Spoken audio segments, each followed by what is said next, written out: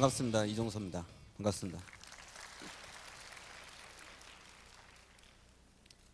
밖에서 기다리신 분들이 워낙 많아서 조금 시간이 지체됐습니다.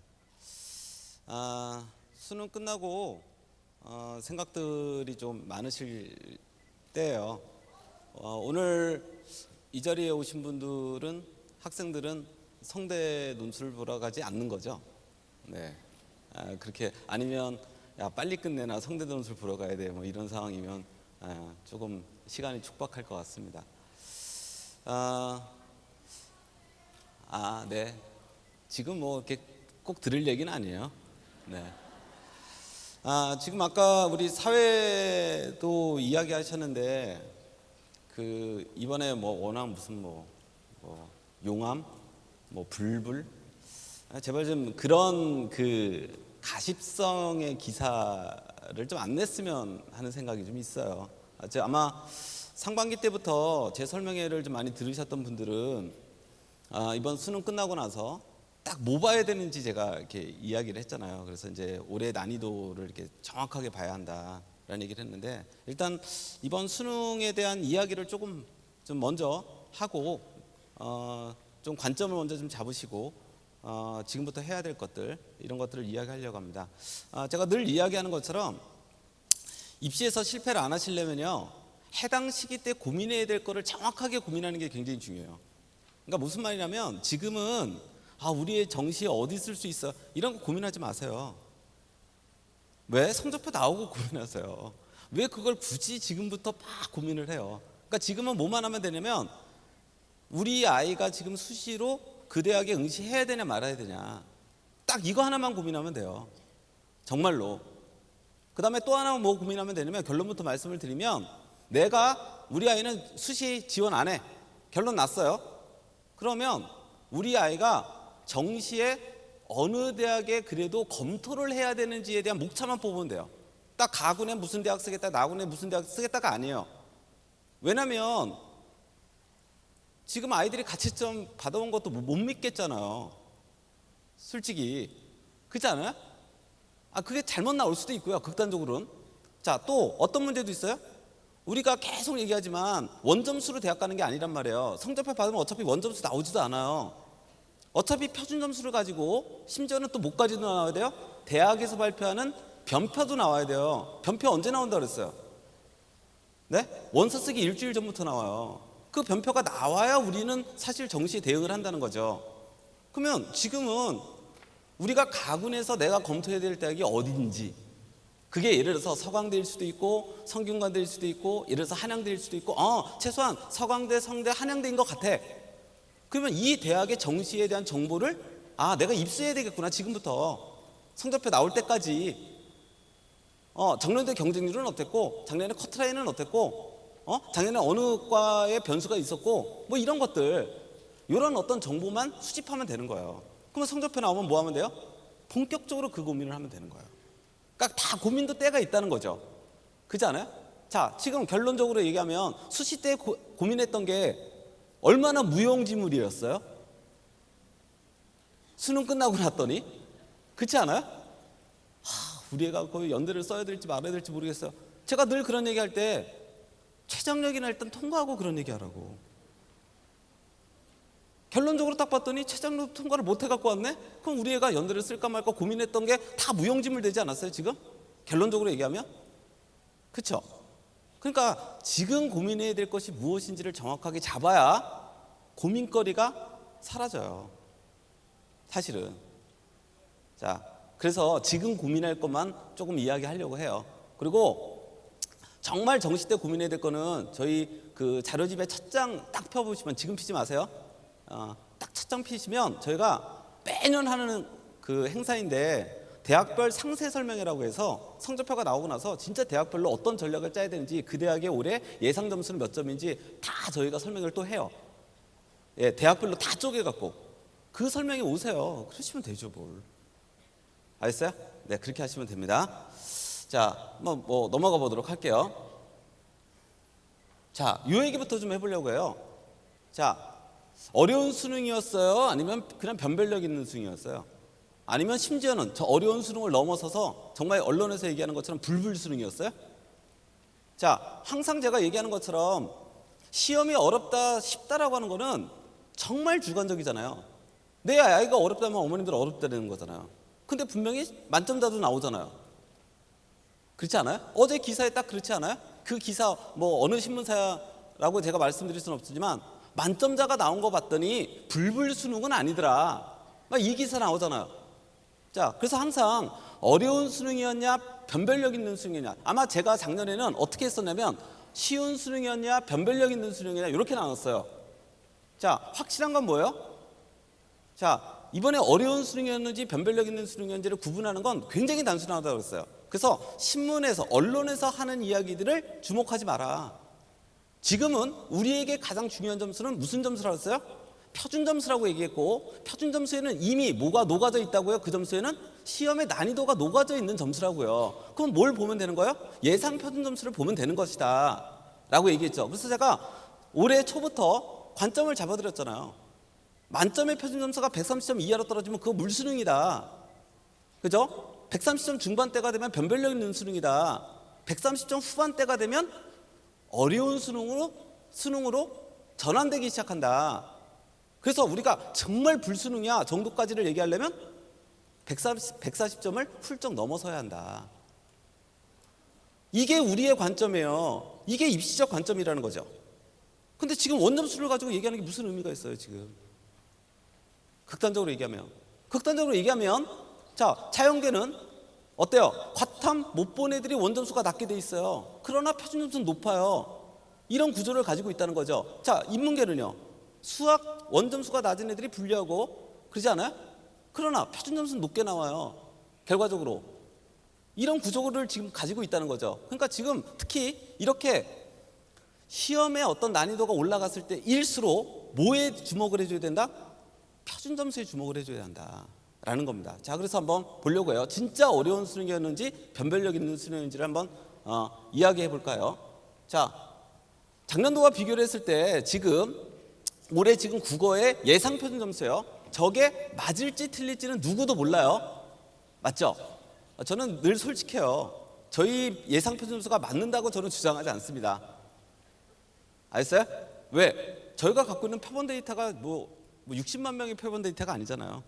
그렇기 때문에 예상 표준 점수가 틀릴 수 있어요. 자, 예상 표준 점수는 몇 점이에요? 만점을 뭐라 그랬어요? 137점이에요. 그러니까 진짜 어려웠던 국어는 아니었다는 거죠. 그렇지 않아요? 그러나 사실 130점 중반을 살짝 넘어섰어요. 그러니까 무슨 말이에요? 변별력을 넘어서서 약간 어려운 쪽으로 가고 있었던 단계였다라고 보시면 되는 거예요. 자, 첫 번째로 국어는 자, 내 아이가 잘 봤냐 못 봤냐가 중요하지 않아요? 그죠? 자, 그러면 두 번째로는 지금 그 수학 가형 같은 걸 보면 자, 몇 점 나왔어요?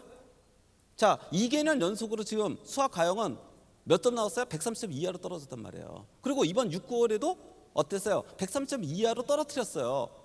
결과적으로. 그래서 제가 항상 쉬운 수능에 있어서의 중심은 뭐다? 수학이다. 항상 수학이 어려우면 수능이 어려운 구조로 가는 거고, 수학이 쉬우면 쉬웠다라고 하는 구조로 자꾸 몰아가는 것이다 라고 계속 얘기하잖아요. 자, 그런데 이번에 지금 2개년 연속으로 지금 130점 이하로 떨어뜨렸던 자연계 수학이 드디어 130점 중반대가 나왔단 말이에요. 무슨 말이에요? 드디어 자연계에서 수학에 변별력이 생기기 시작했다 라는 얘기죠. 자, 저 말의 의미는 무슨 말일까요? 두 문항이 어려웠다, 이 얘기 아니에요? 그렇죠? 저희 아이는 한 5개 틀렸던데요. 그건 어머님의 아이가 수학을 못하는 거예요. 뭐 굉장히 간단한 얘기 아닙니까? 저희 아이는 2문제 딱 틀려갖고 왔던데요. 그렇죠. 어려운 문항 2문제를 딱 틀려갖고 온 거예요. 그러니까 예상 점수가 자, 1컷이 예상 점수가 몇 점으로 지금 예상되고 있는 거예요? 92 이렇게 예상되고 있는 거죠. 쌤, 조금 일부에서는 88이 될 수도 있다고 하지 않아요? 그럴 수도 있어요. 사실은 최악의 상황에는 88까지 떨어질 수도 있습니다. 왜냐하면 이 사이에 지금 92와 지금 88의 사이에 사실 불과 1%밖에 안 돼요, 지금. 그래서 일부 기관에서는 88일 수도 있다는 얘기를 자꾸 하고 있는 거예요. 저는 부정하지 않아요. 88이 될 여지도 있어요. 무슨 말인지 이해되시죠? 그러니까 제가 이 얘기를 인정하는 건 무슨 말이죠? 아, 우리 아이가 지금 췌장력 때문에 고민입니다. 선생님, 88이 되면 우리 아이가 췌장력 통과할 수 있을 것 같아요. 아, 그래서 88로 발표한 그 기관을 믿고 싶어요. 그냥 믿으세요. 괜찮아요. 그러니까 그 아이는 무조건 논술을 보러 가야 되는 거예요. 제가 인정하잖아요. 그러니까 항상 헷갈릴 땐 뒤에도 다시 한번 이야기하지만 헷갈릴 땐 가는 거예요. 무조건. 그거 돈 아껴서 뭐 하려고요. 그게 인생에서 얼마나 그 귀중한 돈이에요. 그렇죠? 자, 그러니까 지금 92점이 나온다라고 하는 것은 지금 두 개의 문제가 굉장히 어렵게 출제됐다. 그리고 나머지는 평이하게 출제한 것이다. 이렇게 이해하시면 돼요. 자, 그러면 인문계 수학 올해 제가 상반기 내내 아마 상반기 동안 제 설명회를 다니셨던 분들, 자, 제가 얼마 전 대치동에서 뭐라 그랬냐면 만약에 수학 나형의 예상 표준 점수가 142점을 찍으면 정말 이종서를 환호하라. 제가 이 얘기했어요. 대치동 설명회에서. 아마 깜짝 놀랄 거다. 근데 제가 일부러 142를 찍어놓은 거 아니에요? 예, 예상대로 나오고 있어요. 자, 두 가지 문제가 있을 거라는 거죠. 자, 어떤 문제요? 자, 그러나 항상 142점. 선생님, 그러면 인문계 수학은 완전히 불승이었네요. 그렇지는 않습니다. 제가 항상 인문계 수학은 만점의 표준점에서 몇 점을 깎고 보라고 했어요? 한 5점 정도로 깎고 봐야 한다. 왜? 표준 점수가 올라가는 기본적 원리는 평균과에 있어서의 상관성을 갖고 있는 거기 때문에 뭐라 그랬어요? 자, 평균을 내리는 건 시험을 어렵게 내는 것만 가지고 평균이 내려가는 것이 아니다. 하나가 더 있다. 뭐라 그랬어요? 평균을 내리는 집단이 크면 된다. 이게 인문계 수학의 비밀이다. 그래서 올해 수능은 무조건 뭐라? 인문계는 수학이 모든 것을 압도할 것이다. 제가 얘기했잖아요. 수능 끝나고 인문계는 수학 이 얘기 나올 거다. 수학이 당락을 결정한다. 이 기사로 완전히 도배될 것이다. 제가 예측했잖아요. 지금 142점. 그러니까 결과적으로는 거의 몇 점에 가까운 거예요? 거의 137이나 138에 육박한 거예요. 그러니까 어려웠던 건 맞는 거죠. 140에 거의 육박하고 있으니까. 자, 이렇게 되면 어려운 문항은 몇 문항이었다? 세 문항이었다. 그게 몇 번이었다? 21, 29, 30이었다. 예상대로. 그렇지 않아요? 이해되시죠 지금? 네, 이렇다고 보시면 돼요. 그래서 올해는 지금 과연 인문계에서는 수학을 몇 점을 받았느냐가 굉장히 원점수가 몇 점이냐와 상관없이 이 아이들의 전략적인 차원에서 굉장히 큰 변수를 몰고 올 가능성이 높아졌다는 거죠. 똑같은 원점수라고 해도 너가 수학이 몇 점인데에 따라서 그저 표준 점수가 움직일 수밖에 없는 기본적 구조를 갖게 되었다. 이렇게 보시면 돼요. 됐죠? 자, 그러면 세 번째로 가장 말이 많았던 영어 영역이에요. 다 누구나 다. 자, 내년도에 영어 절대평가가 되니까 뭐라 그랬어요? 쉬울 것이다. 그죠? 이렇게 얘기하지 않았어요? 근데 그거를 미리 예단하면 안 된다. 근데 제가 예상했던 건 뭐였어요? 90점 이상자가 분명히 정부는 7에서 8%를 만들 가능성이 굉장히 높다. 자, 예상. 올해 예상 몇 프로 나올 거라고 예상하고 있어요? 7에서 8% 나올 거라고 예상하고 있어요. 왜 이렇게 만들어야 되는지 아세요? 그래야 국민들이 헷갈려요. 다음 내년도에 수험생들이 헷갈려요. 한 15% 나오면 어떤 현상이 벌어질까요? 야, 이제 영어 공부 안 해도 돼. 이 현상이 나올 거고, 자, 그렇겠죠? 자, 거의 6%가 나오면 또 어떤 현상이 벌어질까요? 너희 영어 절대평가는 왜 만든 거야? 이 얘기가 나올 수밖에 없다니까요. 그러니까 8% 정도를 만드는 게 가장 적절해요. 헷갈리는 거죠. 내년 수험생들이. 그렇지 않아요? 그래서 지금 예상 점수 지금 컷이 94점입니다. 그래서 지금 영어의 지금 표준 점수가 138로 지금 예상되는데 다른 기관과는 일정한 좀 차이가 있어요. 그래서 요거는 제가 판단하기에 약간 떨어질 여지도 조금 있습니다. 알겠어요? 그럼에도 불구하고 지금 영어는 어땠어요? 그래도 어려운 쪽으로 가고 있어요. 그렇지 않나요? 자, 그러면 자, 사탐. 자, 사탐을 볼 땐 뭐만 보면 된다 그랬어요? 딴 거 신경 쓰지 말고 백분위 체계가 안정적으로 떨어지냐를 무조건 봐야 한다. 특히 누구는 소위 상위 주요 대학의 15개 대학을 쓰는 학생들은 왜? 상위 15개 대학은 다 뭘 쓰니까? 사탐에 변표 적용을 하기 때문에 이 변표라고 하는 건 뭘 기반으로 한다? 백분위를 기반으로 하는 거예요. 알겠어요? 따라서 백분위가 안정적이어야 돼요. 그래서 탐구에 있어서 특히 사탐 같은 경우는 가장 최악이 뭐라 그랬어요? 가장 최악. 다 맞고서 백분위 94 뜨는 거. 그죠? 재수없게 하나 틀렸더니 백분위 80몇 뜨는 거. 이게 최악이다. 자, 그러면 일단 사탐의 백분위가 안정적으로 떨어지면 어떤 현상이 벌어진다? 학과의 서열 파괴가 잘 이루어지지 않는다. 무슨 말이에요? 이 학과의 서열 파괴가 다른 말로 뭐예요? 펑크죠. 그렇지 않아요? 뭐 예를 들어서 연대 철학과가 연대 경영을 이기는 거 펑크 아니에요? 이런 걸 우리는 펑크라고 얘기하는 거예요. 그래서 이 백분위 체계가 어떻게 떨어지고 있는가를 보는 게 굉장히 중요합니다. 자, 그랬더니 어때요? 백분위 체계가 자, 일단 보여드렸던 세 개의 과목 어때요? 굉장히 안정적이지 않아요? 그래서 이번에 평가 원장은 뭐라 그랬어요? 올해 가장 많이 신경 쓴 게 탐구의 형평성 문제였다. 와, 기가 막히죠. 그죠? 그걸 사실 입시적으로 해석하면 무슨 말일까요? 표준 점수도 비슷하게 만들고 백분위도 일정하게 떨어뜨리게 만드는 것이 뭐예요? 탐구의 형평성을 맞추는 거예요. 그러니까 이번에 평가원이 상당히 노력한 흔적이 보이는 거예요. 자, 다음 거 볼게요. 자, 어때요? 자, 세지 하나 빼놓고선 어때요? 굉장히 일정한 흐름을 보이고 있죠. 그렇죠? 자, 다음 과목. 자, 어때요? 굉장히 일정한 흐름을 보이고 있지 않아요? 그렇죠? 자, 이런 현상이 벌어질 때는 물론 100% 제가 확신하는 건 아니지만 이런 현상이 벌어질 땐 학과의 파괴 현상이 잘 나타나지 않아요. 그러니까 어떤 특정한 과가 그러니까 무슨 말이에요? 최상위권 학과부터 중위권 학과까지 아주 순차적으로 커트라인이 형성될 가능성이 굉장히 높아졌다. 이렇게 보시면 돼요. 됐죠?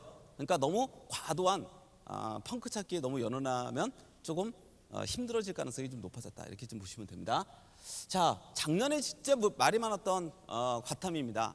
과탐은 두 가지를 봐야 됩니다. 첫 번째 아까 제가 얘기했던 것처럼 자, 뭘 봐야 된다? 백분위 체계가 안정적으로 떨어지느냐. 이 문제가 하나가 있고요. 두 번째로 과탐은 이 자체에 모두 봐야 된다? 표준 점수도 봐야 돼요. 왜? 특히 최상위권들은. 왜? 저 표준 점수를 그대로 쓰는 의대들이 있기 때문이에요. 그렇죠? 그래서 작년에 어떤 문제가 사실은 불거졌어요? 원 과목과 투 과목에 있어서의 표준 점수의 차이가 났습니다. 그러니까 원 과목을 선택했던 애들이 어떻게 됐어요? 더 유리한 상황이 됐어요. 즉 지방대 의대를 쓰는데 훨씬 더 유리한 상황이 전개됐다는 거죠. 이러다 보니까 재수생들 중에서 뭘 버려요? 투 과목을 버리죠. 그래서 올해의 결과는 뭐였다? 투 과목의 선택자가 대거 줄었다. 이 현상 아닙니까? 그렇죠? 이 현상을 어떻게든 평가원은 극복하려고 노력했고 제가 그래서 올해 상반기 때부터 계속해서 했던 이야기 뭐예요? 분명히 평가원은 원과 투에 있어서의 형평성을 맞추려고 대들 것이고 투 과목의 표준 점수가 원 과목의 표준 점수만큼 나오게 만들어낼 것이다. 이걸 더 이상 방치했다간 투 과목의 선택자가 대거 줄어들어서 뭐예요? 과목의 존폐 문제까지도 거론될 가능성이 굉장히 높아졌다. 자, 그랬더니 지금 원 과목은 어때요? 다 지금 60점대 후반부터 70점에 육박하고 있습니다. 투 과목은 어때요? 자, 어때요? 이제 투를 선택 안 할 이유가 없지 않아? 라고 평가원은 수험생들에게 묻고 있는 거예요. 이제 투를 선택해야 되지 않겠니? 이렇게 얘기하고 있는 거예요. 이해됐어요 지금? 네, 이렇게 구조를 만들어 준 거예요. 그 다음에 또 하나 제가 올해 딱 수능 끝나자마자 관전 포인트가 있다고 그랬죠. 과연 지학의 대세로는 이어질 것인가. 자, 올해 대거 학생들이 화원과 생원을 많이 버리고 어디로 넘어갔어요? 지학으로 넘어갔죠. 그렇지 않아요? 예, 그래서 과연 올해 지학에 이렇게 유리해지는 지형이 계속 이어질 것이냐. 만약에 이어진다면 내년에는 진짜 지학 선택자가 진짜 늘 거예요. 근데 결과적으로 지학 선택은 탁월한 선택이었어요. 그렇지 않나요? 결과를 딱 보면. 예. 그래서 아마 내년도에는 지학 선택자가 대거 늘어나는 이런 것들을 더 이상 막아내기가 쉽지 않은 구조가 돼버린 것 같다. 이렇게 보시면 됩니다. 자, 그러나 표준 점수를 보면 다 어떻게 됐습니까? 두 개 과목을 합치면 거의 140점대 육박하고 있죠. 자, 그러면 결론적으로 이번 수능은 그냥 어떻게 결정하면 되는 거예요? 거의 어려운 수능에 가까웠다. 이렇게 보시면 되겠죠. 그렇지 않을까요? 해석되시죠? 그러니까 완전히 불수능이다라고 말하기에는 좀 쉽지 않은 구조이지만 분명히 어려운 수능이었던 거는 분명히 맞다. 이렇게 보시면 됩니다. 됐죠? 자, 그러니까 언론에서 하는 이야기들에 대해서 너무 그렇게 과도하게 생각하실 필요는 없습니다. 자, 일단 수능 가치점 분석 왜 중요한가? 자, 보도록 할게요. 일단은 먼저 수능 직후에 고민해야 될 몇 가지를 조금 이야기할까 합니다. 첫 번째로는 가채점 결과에 따른 예상 백분위하고 표준 점수를 먼저 검토하시고 예상 백분위와 예상 표준 점수를 검토해야 한다는 얘기는 결국에는 제가 늘 강조하고 있듯이 정시라고 하는 것은 뭐라 그랬어요?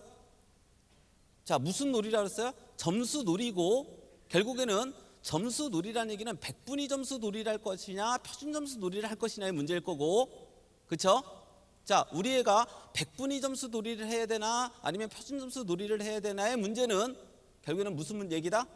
결국에는 등수의 문제라는 거예요. 그렇지 않나요? 맞죠? 등수의 문제예요. 등수의 문제.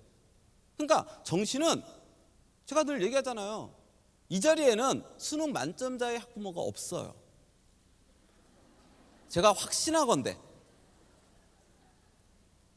계시면 손 들어보세요. 그 학부모는 이 자리에 올 이유가 없어요. 왔다면 그냥 즐기러 온 거예요. 어떻게 놀고 있나 다른 사람들은. 굉장히 즐기고 계실 거예요. 아마 앞자리도 안 앉았을 거예요. 저 뒤에서 이렇게 밑에 바라보면서 다들 재밌게 노나 이러고 있을 거예요. 무슨 말이냐면 정시는 등수 놀이예요. 그 등수 놀이를 백분위 점수의 등수 놀이를 할 거냐 표준 점수의 등수 놀이를 할 거냐의 문제예요. 그러면 내가 원하는 대학은 혹은 우리 아이가 백분위상으로는 전국에서 만등인데, 백분위상으로는 우리 아이가 전국에서 예를 들어서 한 7만 등인데 표준점상으로는 우리 아이가 6만 5천 등이다. 그러면 우리 아이는 표준점수의 대학을 쓰는 게 유리한 거예요. 그러니까 제일 먼저 해야 될 거는 가채점 결과에 따른 예상 백분위와 표준점수를 검토하라고 하는 건 쌤 그냥 예상점수 이렇게 표에 쓰라는 거예요. 그런 게 아니라 엄밀하게 따지면 뭐를 먼저 뽑아내라? 예상 등수를 뽑아내라 라는 얘기예요.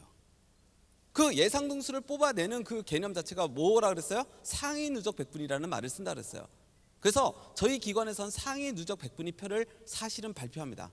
근데 작년서부터 저희가 상위 누적 백분위표를 발표하지 않았어요. 발표하지 않은 게 아니라 공개하지 않았어요. 그래서 올해도 발표하지 않으려고 했어요. 근데 어쩔 수 없이 공개할 수밖에 없는 상황이 됐어요. 그래서 저희가 지금 이투스 홈페이지하고 저희 밴드에 상위 누적 백분위표를 일단 올려놨어요.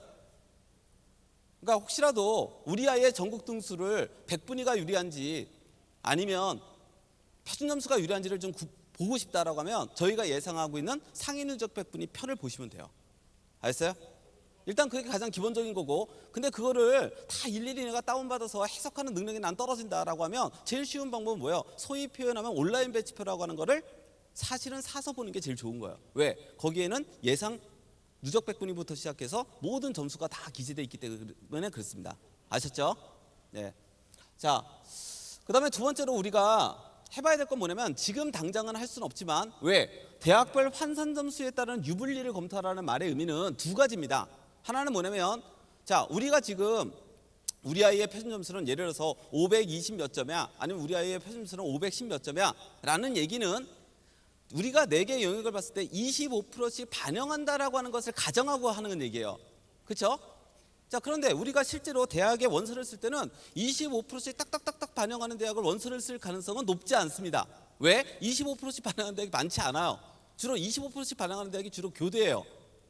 근데 우리 아이는 교대에 관심이 없어. 이럴 수 있잖아요. 그래서 대체로 본다면 인문계든 자연계든 특히 상위권 대학으로 가면 갈수록 수학의 반영 비율이 높아요. 수학의 반영 비율이 기본적으로 30%가 많이 차지를 하니까요. 이렇게 되면 결국에는 무슨 말이에요? 우리 아이가 지금 현재 513점이지만 우리 아이는 수학을 워낙 잘 봤어. 그래서 수학의 표준점수가 높기 때문에 우리 아이는 513점이 아니라 실제로는 거의 515점에 육박하는 아이가 될 수도 있다는 얘기죠. 그렇지 않을까요? 이 말 이해되시죠 지금? 네, 그럴 가능성이 굉장히 높아요. 심지어는 대학별 환산 점수라고 하는 건 뭐까지도 나와야 되는 거예요? 앞서 제가 얘기했던 탐구의 변환 표준 점수까지 나와야 대학별 환산 점수가 생기는 겁니다. 근데 이건 언제 나온다 그랬어요? 원서 쓰기 바로 직전에 나온다고요. 그러니까 지금은 알 수가 없어요. 사실은. 그러나 뭐는 해볼 수 있죠? 저희가 아직 대학들이 발표하지는 않았지만 전년도까지 발표했던 게 있겠죠. 그거를 예상해서 변환 표준 점수를 만들어 볼 수는 있지 않을까요? 단 조건이 있겠죠. 절대 걔네가 그 공식을 바꾸지 않는다는 전제 조건만 있으면. 그렇지 않을까요? 이해되시죠? 예, 그런 것들을 사실 다 녹여낸 게 그냥 온라인 배치표라고 생각을 하시면 돼요. 그러면 우리 아이가 변표를 적용했을 때는 과연 전국 등수가 어떻게 변하는가를 보는 게 굉장히 중요하지 않을까요? 그렇죠? 예, 그런 것들을 좀 봐야 우리 아이의 전국 등수가 어디에서 움직이고 있는가를 일단 살펴볼 수 있다. 자, 세 번째. 그래서 그것만 대략적으로 나올 수 있다면 우리 아이의 대략적으로 우리 아이가 가군, 나군, 다군에서 검토해야 될 대학이 나와요. 아, 우리 아이는 뭐 한양대를 쓸지 가군에서 뭐 성균관대를 쓸지 뭐 아니면 뭐 서강대를 쓸지는 모르겠지만 아, 최소한 3개 대학은 검토해야 되는 거구나. 요 이제 하나의 우리 아이가 검토해야 될 대학의 군이 나오는 거죠. 아, 나군에서는 또 뭐 중앙대부터 어디까지는 검토해야 되는 거구나. 이렇게 군이 나오겠죠. 아, 그러면 내가 그 대학에 뭐를 수집하기 시작한다? 정보들을 수집해야 되는 거구나. 예, 그래서 이제 그 정보들을 다 이제 하나씩 입시에 들어가시면 돼요. 자, 그다음 그래서 그 정보라고 하는 게 어떤 거냐? 목표 대학의 입시 결과, 그다음에 입시 지표. 자, 전년도까지는 예를 들어서 우리 아이가 그 목표하는 대학이 외대예요. 근데 작년도까지는 자, 영어를 35% 반영했는데 올해는 영어를 35% 반영하지 않고 오히려 수학의 반영비율이 5% 올라갔어요. 그게 변화되는 거죠. 이 변화되어지는 것은 변화되어진다면 결과적으로 입시 결과가 틀어지지 않을까요? 맞죠? 예, 이렇게 변화되어지는 것들이 무엇인가를 다 살펴봐야 돼요. 변화되는 것들이 무엇인가. 그리고 앞서 제가 얘기했던 것처럼 작년도에 그 입시 결과는 어떻게 나타났는가. 자, 이런 입시 결과는 언제 저희가 공개하겠다고요? 언제 공개한다? 예, 제가 앞서 초반에 얘기했던 각 학원에서의 대학별 상세 설명회 때 다 자료집으로 공개를 하겠다. 그래서 그런 정보들을 얻으러 가시면 되는 거예요. 또 됐죠? 자, 그다음에 마지막으로는 수능 이전에 접수한 대학의 대학별 고사 응시 여부를 일단 결정하시면 됩니다. 자, 그런데 이렇게 되게 쉽게 얘기하지만 쉽지는 않습니다. 왜 그러냐면 자, 일단 첫 번째로 이런 상황이 전개가 돼요. 자, 첫 번째, 대학별 고사 일정이 겹쳐요. 자, 어느 대학하고 날짜하고 시간이 겹쳐요. 근데 두 대학 다 붙으면 땡큐야. 그럴 때 어떤 결정을 하실 거예요? 네? 이런 상황이 전개될 수 있지 않아요? 자, 그럴 때 대체로 학부모들은 어떤 결정을 한다? 더 좋은 대학을 보낸다는 거예요. 제가 아까 얘기했잖아요. 두 대학이 겹치는데 둘 다 붙어도 땡큐야. 그죠? 근데 둘 다 붙어도 땡큐인데 학부모들은 항상 어디로 보내더라? 더 좋은 대학으로 보내더라. 그러지 마세요. 두 가지를 검토하세요. 첫 번째, 실제 경쟁률이 어디가 더 낮을 것이냐. 그렇지 않아요? 항상 입시는 뭐라 그랬어요? 제가 어떤 원서를 잘 쓴다, 어떤 선생님이 원서를 잘 쓴다는 얘기는 결국에는 무슨 뭐 잘한다는 얘기예요. 확률의 베팅을 잘한다는 얘기예요.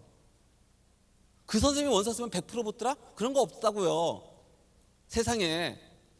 제가 다른 대한민국에 있는 어떤 누구보다도 원서를 잘 쓴다? 별거 없어요. 저는 확률의 베팅을 잘하는 거예요. 즉 어머님이 베팅하면 20%고요. 제가 베팅하면 25%예요. 에게 5% 차이 나네? 진짜요? 그 5%의 목숨 안 거실 거예요? 원래 그 5%의 목숨 거는 거예요. 자, 어머님이 정시원서를 쓰면 확률이 80%예요. 근데 제가 원서 쓰면 90%예요. 어디에 베팅을 거실 건데요? 90%에. 인간은 원래 그런 거예요. 확률의 그 베팅을 거는 싸움이 원서 쓰는 싸움이에요. 그래서 결국에는 원서를 잘 쓴다라고 하는 건 그 확률의 베팅을 잘 걸어내는 거예요. 별거 없습니다. 그렇죠? 맞죠? 우리가 선생님 확률 100%로도 할 수 있지 않아요? 있죠. 패치표 보고 야 3칸 내려. 우리 옛날에 그죠? 학교 선생님들에게 많이 당했던 거. 야 3칸 내리면 100% 돼. 그걸 누가 몰라요? 그죠? 5칸 내리면 더 붙겠죠. 그렇지 않나요? 우리는 그런 것을 원하는 게 아니란 말이죠. 결과적으로 우리 아이가 손해를 보지 않으면서도 그 확률이 높은 쪽에 베팅을 걸고 싶은 거 아닐까요? 이게 원서를 쓰는 사실은 기준이 되는 거죠. 그랬을 때 자, 부모님들에게 말씀드리고 싶은 건 뭐냐면 확률 쪽에 베팅을 걸어라. 둘 다 붙어도 땡큐라면 제발 뭐 하지 마라? 더 높은 대학이라고 생각하는데 보내지 마라. 확률이 높은 쪽에 베팅을 걸어라. 알겠어요? 해석되죠? 자, 두 번째, 등급이 애매할 때 무조건 간다. 아시죠? 조금 선생님 예전에 어떤 그 기관들이 발표한 걸 보면 대략적으로 등급의 예상 등급이 틀리지는 않았으나 틀린 적도 있지 않아요? 맞죠? 이렇게 선생님 한 1.2점 정도 낮아질 가능성도 있지 않나요? 그렇게 애매하면 무조건 그것에 대해서 지금 기관들이 발표한 것들에 대해서 100% 신뢰하지 마시고 뭐하라? 응시해라. 제가 늘 하는 말 있죠. 지금 할 것도 없잖아요. 지금 바빠요? 할 것도 없잖아요. 그럼 보러 가세요. 뭘 그렇게 고민을 합니까? 네, 저는 그렇게 심플해야 된다고 생각해요. 그래서 제가 우리 강남 와이퍼 같은데 재수하러 오는 애들 있잖아요. 예를 들어서 청소학원이나 뭐 강남 와이퍼나 이렇게 재수하러 오는 애들에게 이렇게 물어볼 때 있어요. 야, 너 이렇게 그 작년도 수능 성적 보고, 야, 여기 그 이 대학의 수시는 어떻게 되니? 그러면 뭐 최저 뭐 통과가 안 된 것 같아갖고 논술을 안 보러 가는데요. 그러면 저는 엄청나던 칩니다. 뭐 한다고? 재수할 자격이 없다고. 심지어는 최저를 통과 못했어도 재수할 생각이 있으면 저는 무조건 보내야 된다고 봐요. 왜? 걔 어차피 또 내년에 논술은 또 쓸 거 아니에요? 아닌가요? 아니 재수생 치고 논술전형 안 쓰는 재수생이 어디 있어요? 그죠? 우리 애가 내신이 1.0이에요. 그렇다고 해서 논술전형 안 걸어 놓을 것 같으세요? 수능 이유는 걸어 놓을 거잖아요. 결과적으로. 그죠? 그러니까 무조건 보는 것도 훈련이에요. 물론 힘들겠죠. 고통스럽고, 내가 최저도 통과 못하는데 쟤네들하고 논술을 왜 보고 있지? 라는 생각이 들겠죠. 저는 학생들의 마음 이해해요, 충분히. 그럼에도 불구하고 나는 재수할 생각이 있다? 그럼 패닉 상태 빠지면 안 돼요. 모든 걸 내려놓으면 안 된다고요. 그런 사람들은 재수해도 성공 못해요. 그렇지 않나요? 예. 왜 재수했어요? 왜 재수하게 돼요? 그런 마음가짐을 갖지 못했으니까 재수하게 된 거예요. 결과적으로 그런 독한 마음을 못 가졌으니까 재수까지 고려하게 된 거예요. 지금 현실적으로. 그러니까 재수를 고려하면 다 훈련 삼아서 해봐야 돼요. 알았어요? 그러니까 논술 보러 가세요. 무슨 말인지 아시죠? 그것도 훈련입니다. 자, 그다음에 그다음에 마지막 내신 최선을 다하세요. 아시죠? 왜? 제가 아까 했던 얘기. 할 것도 없잖아요. 다 내신 준비하세요. 어때요? 네, 마음가짐이 굉장히 중요해요. 결과적으로. 자, 다음. 자, 한국사의 변수를 고려하라. 제가 이거 왜 했냐면, 제가 올 상반기부터 어떤 얘기를 경고를 했냐면, 분명히 어느 대학의 최저학력을 통과하고서도 한국사를 통과를 못해서 논술을 못 벌어가는 놈들이 나올 것이다. 분명. 그래서 제가 올해 가치점 데이터를 가지고 몇 퍼센트 나오나 해보라 그랬어요. 자, 인문계 거 어느 대학을 지금 잡아갖고 온 걸까요? 세계 영역 하보, 세계 영역 함유, 세계 영역 2등급 어느 대학일까요?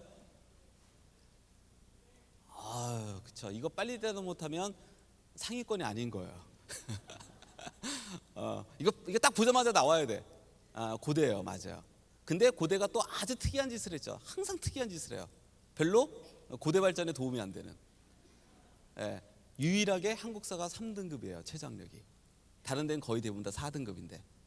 자, 근데 심지어는 세계 영역 합오, 그다음에 세계 영역 그 2등급을 마쳤음에도 불구하고 한국사 30점이 안 돼서 최저학력을 통과 못한 비율이 무려 2%나 나왔어요. 얘네들은 고대 논술을 보러 갈 수가 없어요. 혹은 봐도 탈락이에요.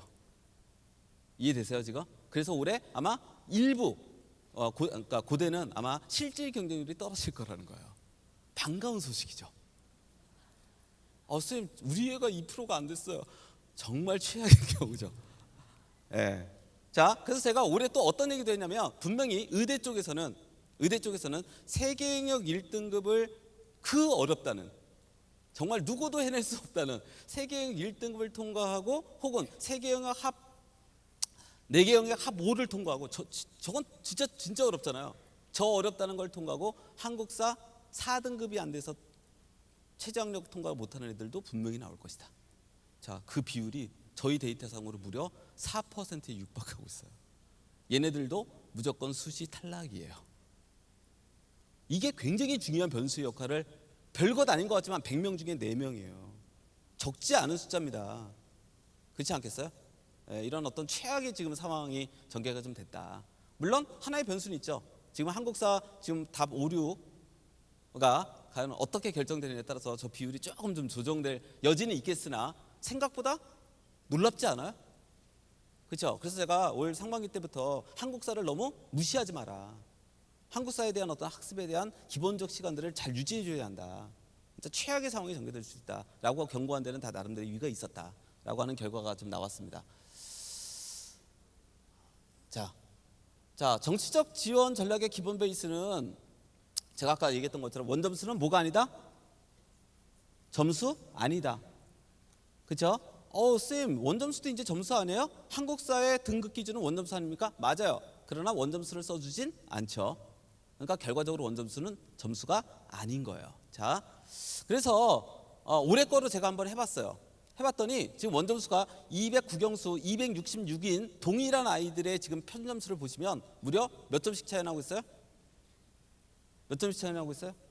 예, 무려 3점 정도 차이 나고 있습니다. 근데 만약에 얘가 진짜 수학을 더 잘 봤다. B 학생이 이게 굉장히 어떤 그 수학을 더 잘 봤다라고 한다면 이 아이 같은 경우는 표준 점수가 밑에 아이가 좀 수학을 더 잘 봤다면 진짜 엄청나게 올라갔겠죠. 예, 그래서 지금 이런 어떤 점수 체계에 따라서 굉장히 희비가 좀 엇갈리는 결과가 좀 나온다라고 생각하시면 됩니다. 지금 자연계 같은 경우도 이렇게 보시면 동일한 지금 원점수가 268점인 아이들을 비교했을 때 표준점수가 무려 4점 이상씩 이렇게 차이가 나는 이런 구조가 나타납니다. 몇 명 한 명 이렇게 빼내도 이런 결과가 나타나고 있다라고 하는 거 보시면 됩니다. 따라서 우리 아이가 일단 백분위가 유리한지 표준점수가 유리한지에 따라서 우리 아이는 백분위 대학을 써야 될지 표준점수의 대학을 써야 될지를 일단 판단하는 게 굉장히 중요합니다. 그래서 그 각 대학에 있어서의 활용 지표 이런 것들을 좀 보는 게 굉장히 중요합니다. 일단 마지막으로 제가 아까 얘기했던 표준점수 플러스 변표를 적용하는 대학은 실제로는 그 대학의 변표 점수가 좀 발표돼야 그 체계들을 좀 알 수 있고, 그러나 아직까지는 발표가 안 됐기 때문에 근데 대략적으로 보면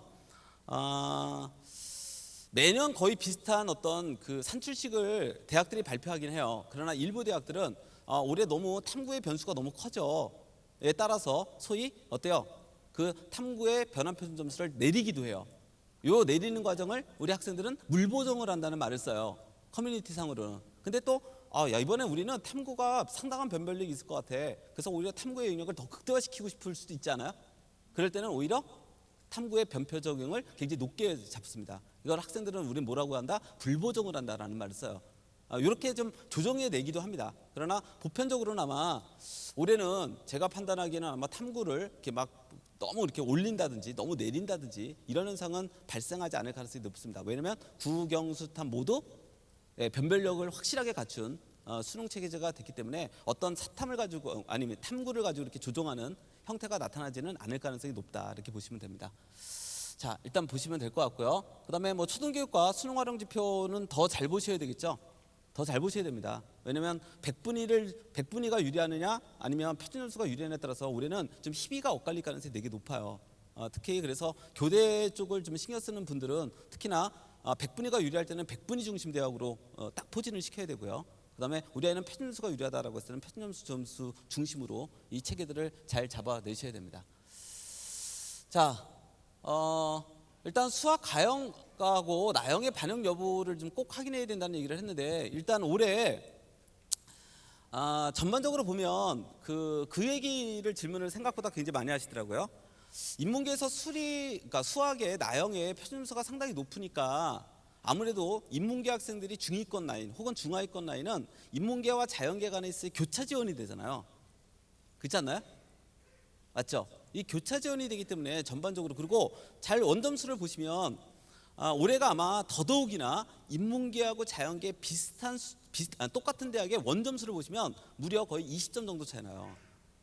딱 한마디로 얘기하면 그냥 이렇게 그냥 농담 삼아서 얘기하는 거예요. 모 고등학교의 3학년 부장님이 저에게 이렇게 딱 전화를 했어요. 수석님, 올해 수석님이 보시기에는 인문계 서울대 마지막 라인을 원점수 몇 점으로 보십니까? 참 이런 질문 많이 하세요. 정말로 많이 하시는 질문이에요, 우리 3학년 부장님들이. 그러면 제가 이렇게 대략 한 380선 끝선까지가 그래도 대략 가능권이지 않겠습니까? 그러나 아마 배치표에는 아마 385점 정도 나갈 겁니다. 이게 배치표에 놀리고, 그죠? 이제 소위 입시를 하는 분들까지는 끝선까지라고 하는 건 우겨 넣어서 어떻게든 잘 해보면, 그죠? 마지막까지 들어갈 마지노선의 점수를 몇 점으로 봅니까? 이게 굉장히 중요한 거죠. 그래서 이제 저희가 그제군요. 그제 한 그저께에 이제 저쪽에 이제 용인에 있는 모 고등학교 3학년 부장님이 저에게 이제 전화하신 거예요. 그래서 제가 한 380점대까지도 이렇게 어떻게 하면 서울대 인문계 라인은 마지막까지 좀 볼 수 있지 않겠습니까? 이렇게 얘기했어요. 그랬더니 자연계는요, 또 이러시는 거예요. 그래서 뭐 배치표야 한 365? 이 정도 선을 아마 보편적으로 잡을 텐데 잘하면 360선도 이게 영역별 점수의 구조에 따라서 잘하면 들어가는 상황이 전개될 수도 있지 않겠습니까? 특히 올해 같은 경우는 과탐 2의 선택자의 비율이 줄었기 때문에 자연계, 특히 서울대 자연계가 약간 좀 위험 요소를 좀 갖고 있지 않아요? 작년도보다 투 선택자가 굉장히 줄었잖아요. 투 선택자가 줄어들었다고 하는 말 자체가 무슨 말이에요? 서울대 지원을 할 수 있는 기본적 자격 조건을 갖고 있는 애가 줄어들었다는 걸 의미하는 거니까. 그렇죠? 이런 구조를 갖고 있기 때문에 상황에 따라서는 정말 최악의 상황에, 제가 웃으면서 그랬어요. 정말 최악의 상황에서는 350점 후반대도 어떻게 잘만 원서를 쓰면 될 수도 있지 않겠습니까? 그랬더니 바로 대답을 하시고 네, 제 생각과 그게 크게 다르지 않네요. 바로 전화를 끊으시는 거예요. 그러니까 이게 우리 3학년 부장님과 제가 늘 대화하는 대화 방식이에요. 그러니까 뭐 요즘 어떻게 지내세요? 뭐 힘들지 않? 뭐 이런 대화 없어요. 서울대 마지막 끝은 어떻게 보세요? 아주 용건만 그냥 간단히 이제 바쁠 시점이니까. 제가 이제 그 얘기를 했는데 결과적으로는 올해 이건 이제 상위권의 문제고요. 이게 중위권으로 내려가고 중하위권으로 내려가면 결과적으로 중위권 같은 경우는 인문계에 뭐가 돼요? 교체 지원이 되잖아요. 자연계가 인문계로 교체하는 경우는 거의 드뭅니다. 그렇지 않아요? 이건 좀 바보 같은 행위죠. 근데 잘 보시면 아까 뭐라 그랬어요? 인문계, 자 서울대 마지막 끝선 몇 점 얘기했어요? 별로 내 아이와 상관없는데 그래 기억이 안 나요? 자, 몇 점 얘기했어요? 380점대 초반 정도를 예측했어요. 이게 끝선이라고요. 우리 애는 그러면 380에 걸치니까 무조건 서울대 가는 거 아니에요? 지금 그 얘기하는 거 아니에요? 상황에 따라서는 그럴 수도 있다 라는 얘기를 하고 있는 거고. 근데 지금 자연계는 몇 점으로 얘기했어요? 무려 몇 점 차이 나요? 20점 차이 나요. 이렇게까지 차이가 나진 않거든요, 사실은. 그러니까 이 얘기는 무슨 말이에요? 올해는 인문계에서 자연계로 넘어가는 애들이 생각보다 많을 가능성이 높다는 거예요. 그래서 특히 중위권, 중하위권 대학을 쓰는, 그러면 이렇게 해야 되는 거예요. 우리 애는 인서울이 목표야. 과 이제 상관없어. 정시의 논리로 가면요, 꿈은 없어져요. 우리 수시 때는 우리 애가 원래 뭘 어렸을 때부터 뭘 잘했고요, 우리 애가 무슨 과에 대한 뭐의 과가 좋고요, 이런 거는 수시 때는 우리는 다 얘기를 듣죠. 근데 정시 때는 딱 한마디만 물어보면 돼요. 과 볼래, 대학 볼래? 그러면 대부분 아이들은 거의 99% 대학 보죠.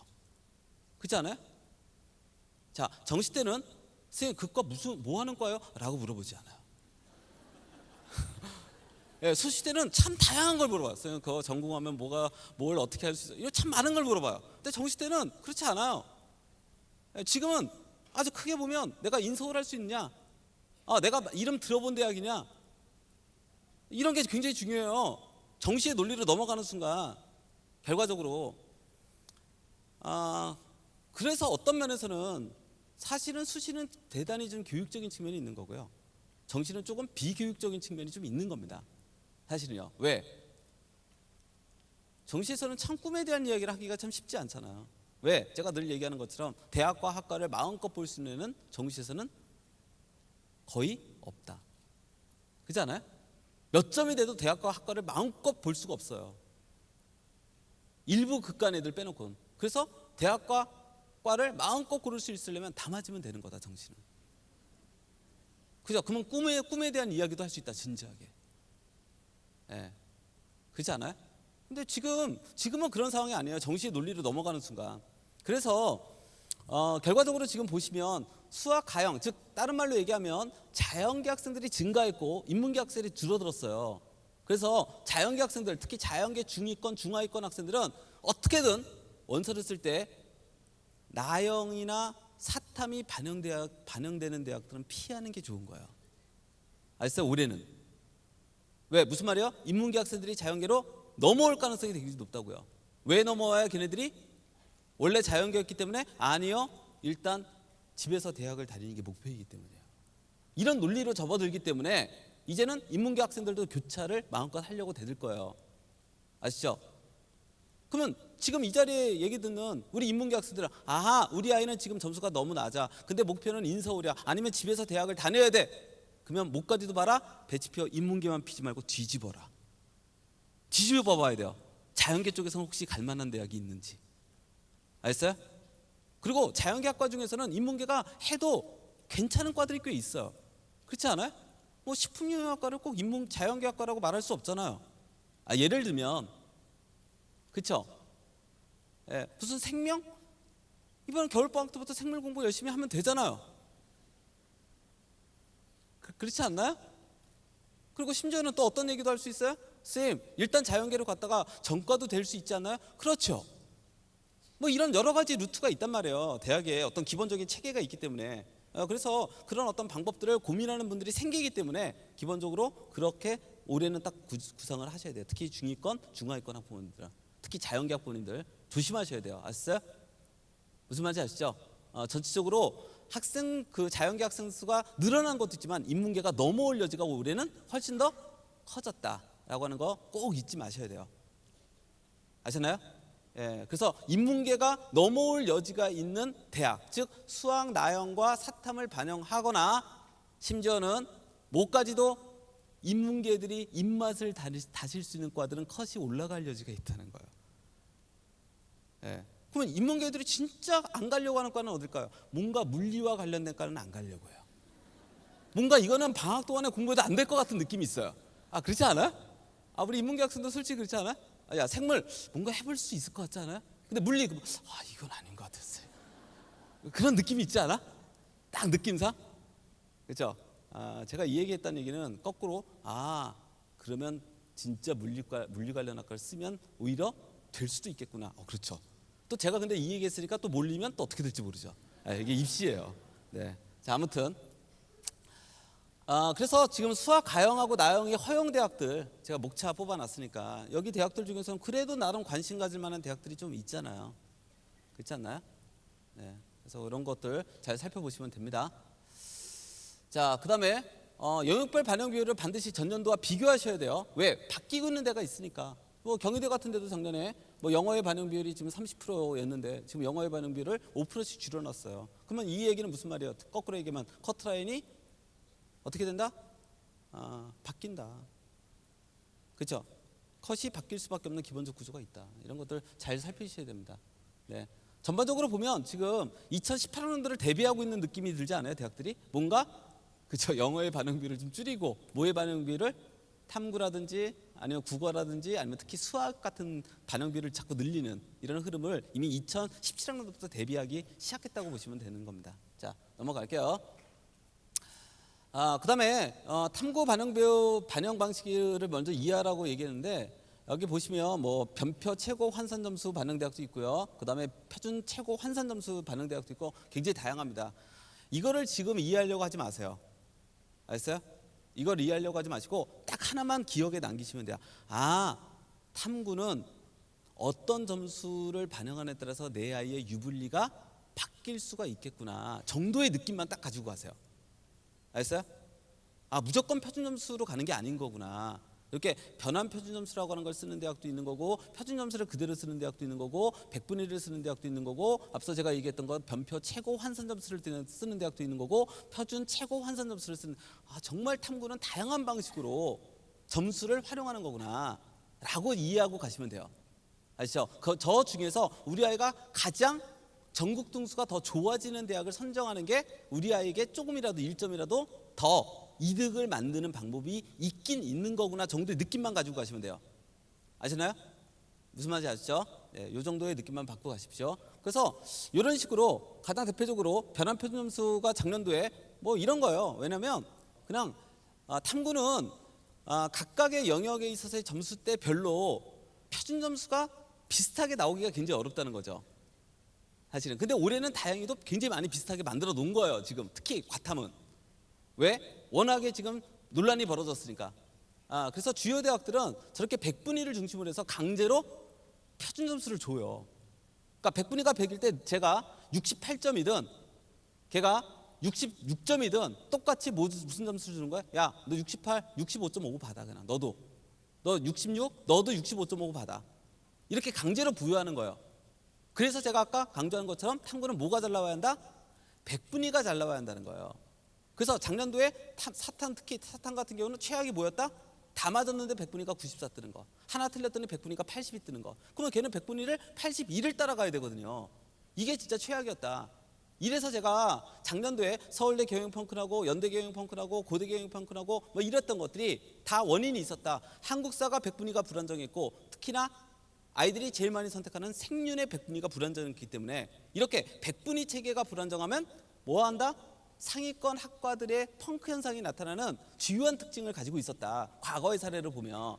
그러나 올해는 어떻다? 제가 아까 얘기했잖아요. 올해는 어떻다? 탐구의 전체적인 과목의 백분위 체계가 굉장히 안정적이다. 이 말의 의미는 무슨 말이에요? 탐구 때문에 변수가 생길 여지가 별로 많지 않다. 이 얘기는 뒤집어서 얘기하면 결과적으로 학과의 서열 파괴가 나타나지 않을 가능성이 높다. 단 하나의 변수는 있다. 아마 앞으로 신문은 이 기사를 쏟아낼 거예요. 내년도에 영어가 절대평가이기 때문에 재수 기피 현상이 벌어져서 뭐한다? 하향 지원을 강화된다. 말도 안 되는 기사를 또다시 쏟아낼 겁니다. 알았어요? 그런 기사는 신경도 쓰지 마라. 알았어요? 무슨 말인지 이해되시죠? 네. 쉬운 수능에서는 재수행이 준다? 올해 재수행 늘었잖아요.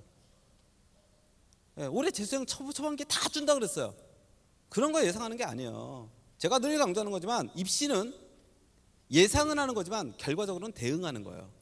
그러니까 그런 거 신경 쓰지 마세요. 그리고 제가 장단컨대 제가 무슨 뭐 저희 회사도 재수학원을 지금 뭐 사업을 하기 때문에 그런 얘기 하는 거 아니에요. 영어 절대평가가 재수행에게 불리해야 될 어떠한 이유도 없습니다. 그렇지 않아요? 어떠한 이유도 없어요. 왜? 오히려 더 유리해진다고 봐야 되겠죠. 영어를 잘하는 재수행이라면 이건 훨씬 더 유리해지는 거예요. 왜? 다른 과목에 투자할 수 있는 시간 정리가 굉장히 강화되는 거거든요. 결과적으로 본다면. 그러니까 그런 기사들에 대해서 신경 쓰지 마세요. 절대 그런 일은 발생하지 않습니다. 제가 판단하기엔. 자, 따라서 그런 기사들에 오히려 사실은 음질한다면 많은 사람들이 음질한다면 오히려 진짜 뭐 하향 지원이 돼서 뭐 그럴 수도 있겠죠. 아예 뭐 가능성이 없다고 얘기할 수는 없습니다. 그러나 어쨌든 신문의 그런 기사들에 대해서 너무 신경 쓸 필요는 없다라고 생각하시면 됩니다. 자, 과탐 작년에 100분이 100이었을 때 68.38 줬습니다. 지금 근데 뭐 제가 아직 뽑아보지는 않았지만 거의 올해는 아마 두 개 과목 합치면 140점을 넘어설 가능성이 높습니다. 이 얘기는 무슨 말이에요? 역시 자연계산 역시 올해도 과탐의 대세로는 이어졌다. 이렇게 보시면 되겠죠. 네. 자, 다음 보시면 그다음에 올해 제가 올해 상반기 때부터 우리 인문계 학생들에게 진짜 많이 강조했던 거 있잖아요. 뭐 열심히 공부해라? 제휴고 공부 열심히 해라. 제휴고 공부 열심히 해라. 탐구는 항상 변수를 갖고 있는 과목들이 특히 재학생들은 한 과목씩 나올 수 있기 때문에 대체하는 게 좋다. 그죠? 그래서 항상 그런 거 물어보실 때 그럼 선생님 제휴고는 어떤 과목 하는 게 좋아요? 저는 사실은 그 질문에 1초의 고민도 없이 늘 대답해 왔어요. 아랍어를 알아. 왜? 아랍어가 가장 백분위 체계가 안정적이다. 그 얘기했어요. 그래서 이게 대체되는 거거든요. 이게 다 대체되잖아요. 이렇게 대체되잖아요. 제가 그래서 작년에 그 얘기 하지 않았어요? 왜 재학생들이 재수생들에게 정시까지 가면 그렇게 싸움에서 뒤질 수밖에 없는가? 어떤 싸움에서 기본적으로 뒤지냐? 여러 가지 문제가 있지만 또 하나의 아주 인문계에서는 핵심이 있다. 저희가 어떤 데이터를 뽑아왔냐면 재학생의 모 고등학교의 자료를 이렇게 뽑아서 도대체 사탐 하나를 버리고 제휴고로 대체되는 비율은 몇 프로가 나오느냐 해봤어요. 나름대로 공부를 잘하는 고등학교요. 재학생들은 30%가 안 돼요. 그래서 제가 작년에 강남 하이퍼에서 재수했던 애들이 사탐 하나를 버리고 제휴고로 대체했던 애들의 비율을 저희가 뽑았어요. 강남 하이퍼 작년에 70% 나왔어요. 올해도 지금 70% 육박하고 있어요. 그러니까 다 대체될 거예요. 그러니까 인문계는 특히 이런 의미에서 합불 자료를 볼 때, 자, 우리가 합불 자료라고 하는 걸 보면 이 자리에 학교생들도 계시니까 학교생들도 사실은 잘 보셔야 돼요. 합불 자료를 볼 때 제휴고까지 성적 기재가 잘 안 됩니다. 대부분의 아이들이. 그래서 실제로 인문계는 합불 자료보다 오히려 커트라인이 좀 올라갈 것이라고 예상해야 돼요. 인문계는 무조건. 왜? 대체되면 성적대의 커트라인이 올라갑니다. 근데 합불 자료가 들어온 건 뭐밖에 없어요? 국영수 탐밖에 없어요. 이런 문제가 발생하기 때문에 인문계는 약간 보수적으로 봐야 돼요. 그래서 제가 작년에 어떤 모 대학에 합격자 전체가 있는 표본 데이터를 뭐 15명이라고 가정을 하면 15명의 합격자 전체의 표본 데이터를 구해 본 적이 있어요. 이 중에 저희가 궁금했던 건 뭐냐면 탐구 하나를 버리고 제육으로 대체돼서 합격한 애가 몇 명이 나오느냐. 저희는 굉장히 관심이 컸어요. 근데 15명 중에 4명이 나왔습니다. 생각보다 굉장히 많은 거죠. 거의 30%는 최소한 나오고 있다는 거죠. 그러니까 상당히 보수적으로 봐야 돼요. 그 다음에 제가 뭐 어느 대학이라고 말씀드릴 수는 없지만 제가 왜 이런 대학들을 말씀드리기가 좀 어렵냐면 이런 얘기를 설명해서 하면은요 진짜 그 대학에 또 다 몰려요. 자, 어떤 대학이 반드시 있다? 탐구 하나를 대체를 해주는데 표준 점수를 그대로 쓰는 대학이 있어요. 근데 얘가 알아보를 진짜 잘 본 거예요. 다 맞은 거예요. 그럼 표준점수가 거의 100에 육박해요. 탐구 하나를 가지고. 이런 대박의 학교들도 있어요. 그런 대학들이 어딘가를 잘 찾아내는 거예요. 이게 원서를 잘 쓰는 거죠. 아시죠? 그런 대학은 올해도 또 있습니다. 그래서 그런 것들, 이 제휴국어로 대체하는 이 묘미가 인문 개성 꽤 있어요. 그래서 특히 제휴국어를 좀 잘 본 학생들은 저거를 어떻게 활용하는 게 우리 아이가 훨씬 더 좋은 결과를 이끌어낼 수 있는 방법인가에 대해서도 고민을 좀 많이 해주시기 바랍니다. 자, 그래서 한번 연세대 거하고 고려대 거 자 해볼게요. 자, 이 아이 해볼게요. 자, 제휴국어를 대체하기 전에는 0.37% 나옵니다. 근데 제휴국어를 대체했더니 0.27%가 돼요. 무려 0.1%가 올라갑니다. 네, 0.1%가 올라간다는 말의 의미가 뭡니까? 네, 무려 전국 등수가 최소한 300등이 올라간다는 얘기예요. 최소한 어마어마한 거 아니에요?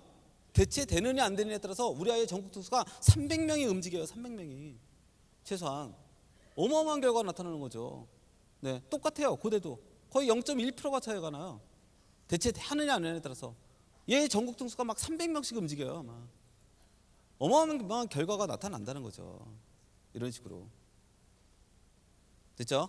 그래서 이것들을 특히 인문계학 부모들은 잘 생각하시면 됩니다. 그래서 제휴국어 탐구 하나를 대체 가능한 대학 써놨어요. 이런 거 잘 조사하셔갖고 절대로 불리하지 않게 하셔야 됩니다.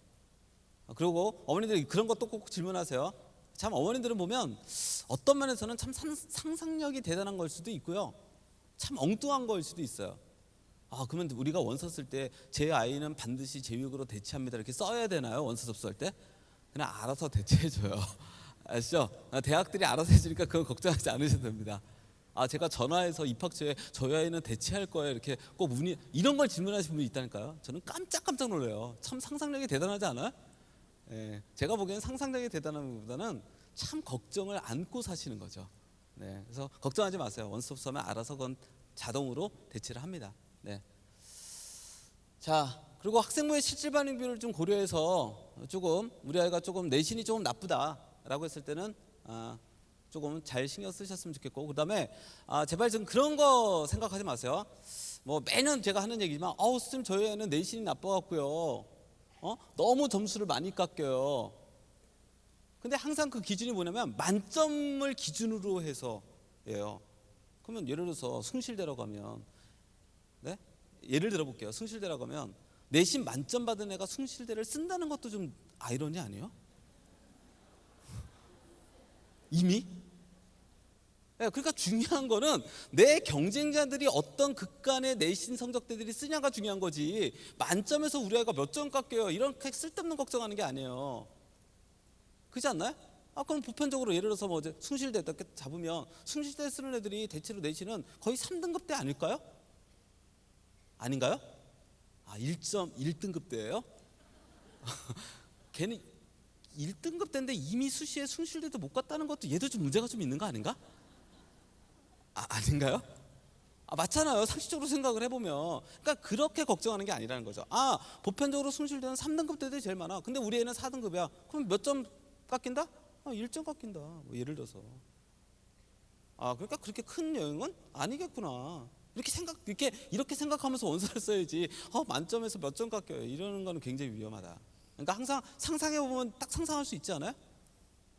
맞죠? 그러면 오히려 좋은 대학이면 좋은 대학일수록 오히려 쓰는 아이들의 내신은 좋을까요? 나쁠까요? 좋은 아이와 진짜 나쁜 아이가 뒤섞여 있겠죠. 오히려 그렇지 않아요? 예, 일반고는 진짜 내신이 좋은 애들이 보편적으로 수능을 잘 봤으니까 쓸 거고, 그죠? 나쁜 애들은 거의 뭐 특목고나 자사고나 이쪽 애들일 거니까 그렇게 내신이 아주 썩 좋지는 않겠죠. 이해되시죠 지금? 그러니까 어차피 대부분 그래서 그런 의미에서 정시에서는 4등급 정도 선이면 그렇게 정시에서 큰 걱정을 하지는 않아도 된다. 일반적인 얘기를 하는 거예요. 보편적으로. 됐죠? 됐죠? 근데 쌤 우리 아이는 7등급인데 어떻게 해요? 이런 학부모들은 수능 100%의 대학이 어딘지를 보는 거예요. 왜? 이것도 어찌됐든 상당히 깎일 거니까. 그죠? 그렇게 하시면 되는 거죠. 자, 제가 아까 대학별 환산함수 얘기했는데 환산함수 딱 해봤더니 어때요? A 학생, B 학생 이렇게 딱 어때요? 총점은 369, 표준점수가 동일한데 환산점수로 했더니 어때요? 무려 몇 점 차이 나요? 7.65 차이 나지 않아요?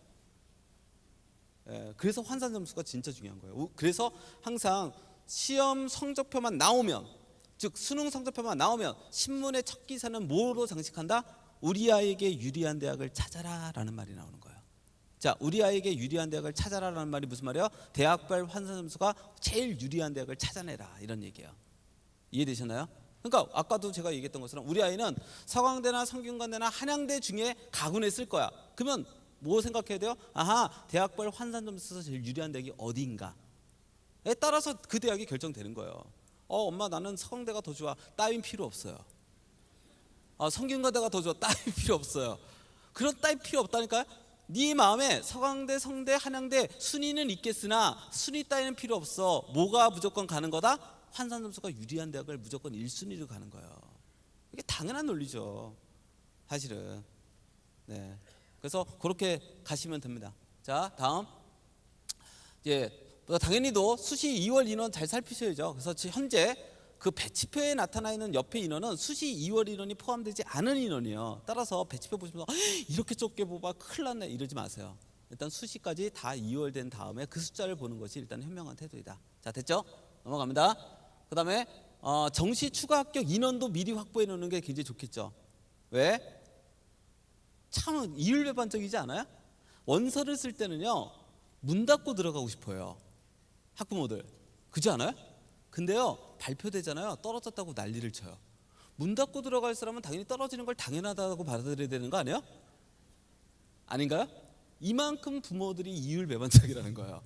그러니까 저 같은 사람에게 선생님 저는요 문 닫고 들어가는 게 최고라고 생각해요. 그래서 그렇게 원서를 써줬어. 떨어지잖아요. 선생님 어떻게 된 거예요? 당연한 거잖아. 문 닫고 들어가려면 먼저 떨어져야 되는 거 아니야? 아닌가? 아니 제일 먼저 최초 합격에 붙었다라고 하는 것이 이미 평균에 가깝게 혹은 평균 이상으로 붙었다는 얘기 아니에요? 그 얘기잖아요. 그러니까 당연히 문 닫고 들어갈 각오를 하고 혹은 뭐 상위 80%로 들어갈 각오를 하고 원서 쓰는 사람은 최초 합격하면 당연히 뭐라 그래야 돼요? 당연하지 떨어지는 거야. 이렇게 웃으셔야 돼요. 그리고 기다려야 돼요. 대신 뭘 알고 있어야 돼요? 추가 합격이 몇 번까지 됐는가는 확보해야죠. 근데 작년에 15명이 됐는데 우리 애가 이번에 15번이야. 그러면 둘 중에 하나죠. 문 닫고 들어가든지 진짜 떨어지든지. 이렇게 굉장히 위태한 상황을 맞이하는 거 아닐까요? 그죠? 작년에 추가 합격이 15번까지 됐는데 우리가 12번이야. 그럼 진짜 문 닫고 들어갈 가능성이 진짜 높아진 거죠. 그럼 진짜 원서 잘 쓴 거죠. 그렇지 않을까요? 뭐 그렇게 이렇게 그래서 전년도에 어떤 추가 합격생이 몇 명이었는지 정도 이런 것들도 다 이제 정보들을 다 수집하시면 됩니다. 자, 이런 자료들은 제가 앞서 얘기했던 저희 학원에서 개최하는 대학별 상세 설명회 자료집에 다 들어가 있습니다. 그래서 그런 것들은 따로 조금 이렇게 막 알아보셔도 좋고, 근데 그런 거 알아보기 좀 싫다라고 하면 그런 설명회를 잘 활용하시면 됩니다. 자, 넘어갈게요. 그리고 저희 온라인 배치표 같은 데도 다 그런 어떤 자료들은 다 들어가 있으니까 일단 그런 것들을 좀 돈을 주고 좀 사서 그냥 깔끔하게 나를 해결하겠다라고 하면 좀 일정한 비용을 내시면 됩니다. 그 다음에 전년도 결과를 알고 계시면 좋죠. 그래서 이거 자료는 제가 의예과하고 그 다음에 치의과하고 그 다음에 서울대하고 뭐 연고대 정도만 딱 준비를 해왔어요. 뭐 다 보여드릴 수 있는 건 아니니까요. 근데 지금 자료집에는 없습니다. 제가 알고 있기로는.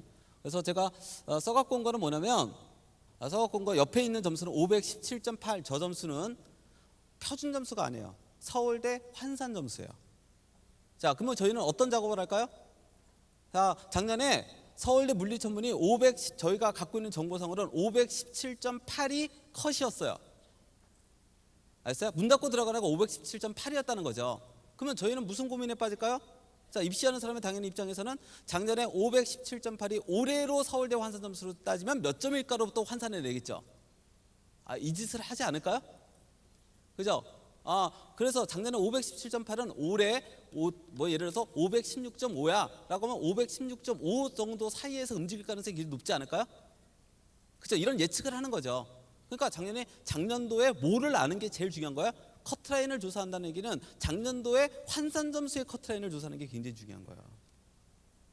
예. 아니면 마지막에 들어갔던 아이들의 모든 점수를 저희가 갖고 있다면 그걸 프로그램에 넣어서 작년에 환산 점수를 계산해 보면 되겠죠. 그렇게 하면 되지 않을까요? 근데 이런 것들은 어머님들이 하기가 굉장히 어려워요. 사실은요. 예, 쉽지 않은 작업들이에요. 그런 프로그램도 갖고 있어야 되는 거고, 그렇죠? 이미 작년도 거를 가지고. 그래서 쉽지는 않습니다. 네. 그래서 아마 저희가 이렇게 정시 컨설팅 같은 거 할 때, 대면 컨설팅 할 때 선생님들이 이제 따로 보는 자료들은 그런 자료들이에요. 이렇게 점수를 이렇게 비교해 보는 거죠. 작년에 컷이 510 몇 점이었다면 올해 환산으로 다시 이걸 점수로 환산하면 몇 점이 되는가, 이런 것들을 다 보게 됩니다. 자, 아무튼 결과는 이런 결과 나오는데, 작년도 이제 결과를 보시면 제가 이 자료는 사실 대치동이나 이런 데 설명에서도 많이 보여드렸어요. 사실은 작년의 결과를 보시면 자연계 전체가 사실은 무너져 있었습니다. 자연계 전체가. 그러니까 제가 늘 얘기하는 것처럼 지금 보면 연세대 아무리 컷이 낮아도요, 환산 누적 백분율이 2.6%를 내려오면 안 돼요. 근데 2.6% 밑에 대학들이 과들이 엄청 많지 않아요? 그죠? 그러니까 작년에 어마어마하게 펑크가 있었다는 거죠. 그리고 실제로 작년에 의대 정원이 늘어나면서 실제로 어디가 많이 벌어졌다? 연고대가 굉장히 많이 버려졌다는 거죠. 그러다 보니까 당연히 연고대의 컷은 떨어지고 서울대 연고대의 컷은 떨어지고 오히려 지방 의대의 컷이 쫙 올라가는 이런 현상이 있었다. 그래서 재작년도에 지방 의대 컷을 가지고 작년에 지방대 의대를 썼으면 거의 대부분 다 탈락이었어요. 그래서 올해 핫 이슈는 당연히 또 뭐가 될까요? 이 현상이 또다시 재현될 것이냐. 왜? 올해 또 의대 정원이 살짝 늘어나거든요. 그죠? 만약에 이 현상이 벌어진다면 아마도 저희 배치표의 논리와는 상관없이 연고대에 들어갈 수 있는 상황도 발생할 수 있습니다. 그러나 저희 배치표에는 이 점수로 앉혀놓지는 당연히 않겠죠. 왜? 보편적 시각이 있는 거니까요. 연대 공대 정도면 당연히 한 2.5%는 마지노선이야. 거의 아니면 2.9%, 2.8% 마지노선, 이런 기준이 있거든요. 보편적으로는. 그래서 배치표에는 그런 보편적 기준으로 잡혀있지 마지막 컷으로 잡지는 않는다라고 하는 거. 그러니까 당연히 정보는 둘 다를 알아둬야 한다. 하나는 보편적 기준과 또 하나는 무슨 기준?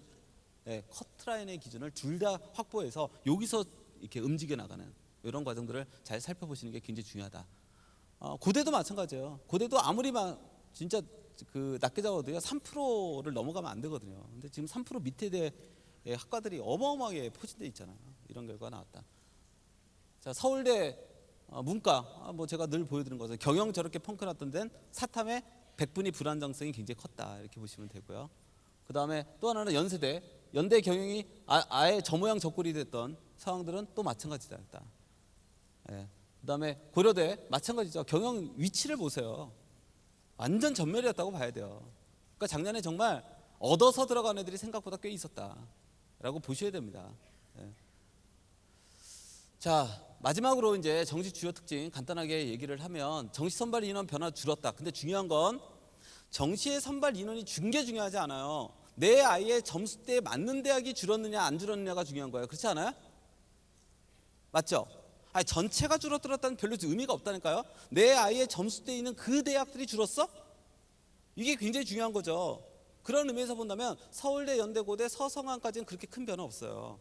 근데 어디서부터 진짜 집중적으로 주냐면 이중경, 외시, 건, 요 라인 있죠. 건동, 홍, 우리가 소위 표현하면 그죠? 서울대, 연대고대, 서성한, 여기까지가 주요로 보면 몇 개 대학이에요? 6개 대학인가요? 서울대, 연대고대, 서성한 6개 대학이네요. 요 6개 대학을 벗어난 나머지 요 대학들 있죠. 이 대학의 정시 선발 인원이 굉장히 많이 줄어 있어요. 그래서 제가 올해 계속 경고하고 있는 게 이중경외시 건동홍이라고 얘기하는 요 대학의 커트라인에 주목을 잘 하셔야 돼요. 아시나요? 요 대학은 컷이 살짝 올라갈 가능성이 굉장히 높아요. 예, 그래서 요 라인에 지금 아마 제가 보기에는 요 자리에 오셨던 분들이 제일 관심 많이 갖는 대학일 가능성도 있어요. 그렇지 않아요? 네. 그래서 요 대학들의 커트라인은 특히 경쟁률이라든지 그다음에 모의 지원의 점수라든지 이런 것들을 면밀하게 잘 살피셔야 돼요. 제가 분명히 경고 드렸습니다. 요 라인을 조심해라. 아시나요? 네, 그 라인은 정시 선발 인원이 굉장히 많이 줄어 있습니다. 네. 자, 다음 볼게요. 자, 분할 모집 금지하고 군 배치. 뭐 예를 들어서 작년도에는 간화군을 이렇게 섞어서 뽑았는데 올해는 무조건 160명을 전부 다 예를 들어서 성균관대 자연계 공학 계열이 다 뽑는다. 그러면 저렇게 합쳐지면 어떤 현상이 벌어지냐면 끝선이 조금 더 낮아지고요. 네, 추가 합격생이 좀 더 이렇게 늘어서는 현상들이 벌어져요. 사실은. 그러니까 전반적으로 일반적으로는 작년에 이렇게 분리됐던 것이 합쳐지게 됐을 때는 커트라인에 약간 하락이 나타날 여지가 좀 있다. 이렇게 보셔야 돼요. 아시나요? 네, 그런 어떤 특징들이 좀 있다라고 하는 것만 잘 살피시면 될 것 같습니다. 자, 의학계열 선발 인원 뭐 늘었다. 근데 얼마나 늘지 나도 모른다. 왜? 2월 인원이 들어와 봐야 한다. 그렇지 않겠습니까? 그렇죠? 네, 그렇게 보시면 좀 될 것 같습니다. 자, 마지막 이제 그 관전 포인트인데요. 아까 제가 얘기했던 것처럼 늘어난 과탐, 수학, 가용, 응시에 어떤 영향을 끼칠 것이냐. 전반적으로 자연계 중위권 라인들이 원서 쓰기가 좀 어려워졌다. 이렇게 보시면 돼요. 그리고 중위권, 중하위권 라인은 또 누구도 사실은 이번에 그 성적의 결과상 아니면 시험의 특성상 누가 다 많이 넘어오게 생겨져 있다? 인문계가 교차 지원이 많이 늘어서게 돼 있다. 그래서 아마 올해는 제 판단은 자연계 중위권 혹은 자연계 중하위권 학생들이 가장 원서가 좀 쓰기 어려운 해가 될 가능성이 좀 있습니다. 네. 그래서 그 학생들은 조금 전략적인 어떤 포지션을 좀 잘 잡으셔야 올해 정시에서 좀 실패를 안 할 가능성이 높다라고 하는 거 보시면 될 것 같고, 그다음에 상위권 대학의 학과 서열 파괴 현상, 즉 상위권 학과의 펑크 현상은 올해도 나타날 거냐? 저는 그렇게 보지는 않아요. 올해는 굉장히 좀 순차적으로 떨어질 가능성이 좀 높다. 그렇다고 해서 어떤 과도 펑크가 없다라고 하는 건 아니에요. 항상 입시는 그런 변수를 안고 있기 때문에 한두 과들은 분명히 나타납니다. 나타나는 건 분명한 사실인데 전반적으로 펑크 현상이 나타날 가능성은 저는 높지는 않다고 봐요. 그래서 대단히 좀 순차적 결과가 나타날 가능성이 오히려 높아졌다 이렇게 보시면 될 것 같고, 그다음에 지방대 의대의 강세 현상은 올해도 지속될 거냐? 저는 올해도 지속될 거라고 봐요. 예. 자연계가 전체적으로 늘어났다라고 하는 거 첫 번째 이유, 두 번째 이유 제가 강세 현상이 나타나고 보는 이유는 뭐냐면 자연계가 늘어났다는 말의 의미가 뭐예요? 그만큼 공부를 좀 하는 애들이 의대로 목표로 해서 더 전환되는 비율이 높아졌다는 걸 의미하는 거고요. 두 번째로는 투 과목의 선택자가 줄어들었다고 하는 것 자체가 나는 지방대 의대라도 상관없어. 의대면 돼. 굳이 투를 해서 서울대를 염두에 두지 않아. 이런 얘기거든요. 결과적으로 보면. 그렇지 않아요? 예. 자, 뭐 잘 아시겠지만 애가 과탐을 1, 2를 선택했어요. 무슨 뜻이에요? 나 서울대도 염두에 두고 있어. 든지 나 서울대 의대 아니면 안 가. 라는 뜻 아니에요? 그런 뜻 아니에요? 나는 그 물론 있겠죠. 나는 투를 너무 사랑해. 뭐 있겠죠. 당연히 있겠죠. 근데 그런 숫자는 정말 소수일 거고요. 그러니까 두 가지가 입시적으로 많다는 얘기죠. 그러니까 이 아이들은 이 아이들이 실제로 투를 버리고 원으로 넘어왔다는 얘기는 지방대 의대도 갈 수 있어의 숫자가 늘어났다는 걸 의미하는 거기 때문에 지방대 의대의 강세 현상은 올해도 저는 이어질 것이라고 봅니다. 물론 이 강세 현상이 이어진 것 플러스 결과적으로 의대 정원이 늘어난 것이 어떻게 상쇄를 할 거냐에 따라서 아마 지방대 의대 컷은 조금 이렇게 움직이지 않을까라는 생각은 들어요. 그리고 올해 같은 경우는 아마 작년에 인제대 의대라든지 아니면 원광대 의대라든지 이런 데가 단순 표점을 그대로 쓰잖아요. 그래서 작년에 원원을 잘 본 학생들이 대거 인제대와 원광대 몰리는 현상이 있었거든요. 근데 올해는 원과 투와에 있어서 표준 점수가 일정하게 비슷한 흐름을 나타냈기 때문에 아마도 요 대학이 조금은 좀 컷의 변화가 상당 부분 있지 않을까라고 저는 조심스럽게 예측을 합니다. 아마 이런 어떤 좀 구체적인 설명회는 저희 강남마이퍼에서 진행하는 의학계열 설명회 때 제가 상세 설명회 때 따로 진행을 할 거니까 의대 목표로 하시는 분들은 그 의학계열 설명회에 따로 오시면 됩니다. 자, 그다음에 마지막으로 수학 나형의 표준수는 인문계열에 어떤 영향을 끼칠 것이냐? 상당한 영향을 끼치겠죠. 그래서 아마 제가 판단하기엔 수학 96점 이상 학생들은 아마 철저하게 수학의 반영비가 높은데요. 일단 리스트를 그냥 쫙 뽑아야 돼요. 예, 무슨 말인지 이해되시죠? 여기서 모든 승부를 내야 됩니다. 내가 수학 작품을 잘 본 걸 어떻게든 100% 활용해야 돼요. 예, 이런 것들 잘 활용하시고, 그래서 전반적으로 그런 의미에서 본다면 대거 제가 판단하기에는 인문계에서 수학 나형의 편수가 워낙 높기 때문에 저런 측면에서도 뭐 경영학과라든지 특히 수학 잘 본 애들이 선호하는 과들이 있잖아요. 이런 데가 주로 상위권 학과들이잖아요. 이런 상위권 학과의 펑크 현상이 조금 더 이렇게 좀 줄어드는 결과로 좀 이어지지 않을까라고 조심스럽게 예측을 합니다. 결국 각 대학에서 뭐로 얘기해도 제일 중요한 건 전년도의 결과 분석이고요. 그 다음에 올해 변화되어지는 변화의 흐름들을 잘 보는 겁니다. 항상 시험이 어려울 때 나타나는 현상은 가면 갈수록 정말 학생들의 표정이 밝아진다는 거예요. 내가 처음에는 시험 딱 보자마자 가채점에서 원점수 보자마자 일단 완전 울상이죠. 그렇지 않아요? 근데 각 기관에서 등급컷 발표하면서 약간 좀 인상이 펴지고, 그죠? 그 다음에 세 번째로 각 기관에서 배치표가 나오면서부터 이제 자신감을 갖기 시작해요. 네, 이제 자신감을 갖기 시작한 날이에요, 오늘이. 알겠어요? 네, 그런 날입니다. 그러니까 이제부터는 그 자신감을 가지고 뭐의 길이 남아있다? 나에게 유리한 대학을 찾아내는 분석의 길이 남아있는 거예요. 네, 그거를 정말 학생들이 하셔야 돼요. 엄마에게 맡기면 굉장히 힘들어요. 그렇죠? 같이 온 학생들이 하시는 게, 제가 지금 하고 있는 얘기를 학생들은 더 잘 이해를 해요. 예, 근데 아마 어머님들 오늘 제가 했던 얘기 집에 가서 한번 해보세요. 딱 하나만 남아요. 지금부터 분석하면 된대. 아직 안 늦었대. 그리고 작년도 결과 분석이 진짜 중요하대. 애들은 뭐라 그럴까요? 엄마는 늘 뻔한 얘기만 하는 사람이에요. 나도 아는 얘기죠. 그렇지 않아요? 근데 제가 오늘 결론은 그렇지만 오늘 진짜 그 얘기만 하는 건 아니잖아요. 그렇지 않아요? 그래서 우리 학생들이 특히 오늘은 생각보다 날씨가 좋아서 그런지 예년에 비해서 학생들이 진짜 많이 왔어요. 그러니까 학부모님들하고 학생하고 같이 많이 오신 것 같아요. 그래서 우리 오신 학생들은 자기가 내가 진짜 분석을 정말 많이 해봐야 되겠구나. 내가 대학을 공부를 많이 해봐야 되겠구나. 내가 대학에 대한 정보들을 정말 많이 입수해야 되겠구나 라는 확신을 갖는 날로 자리매김하셔야 됩니다. 아무튼 여기 오신 우리 학생 여러분 정말 고생 많이 하셨고요. 그 다음에 그 정말 고생한 만큼의 좋은 결과 있기를 바라면서 제 설명을 마치도록 하겠습니다. 감사합니다.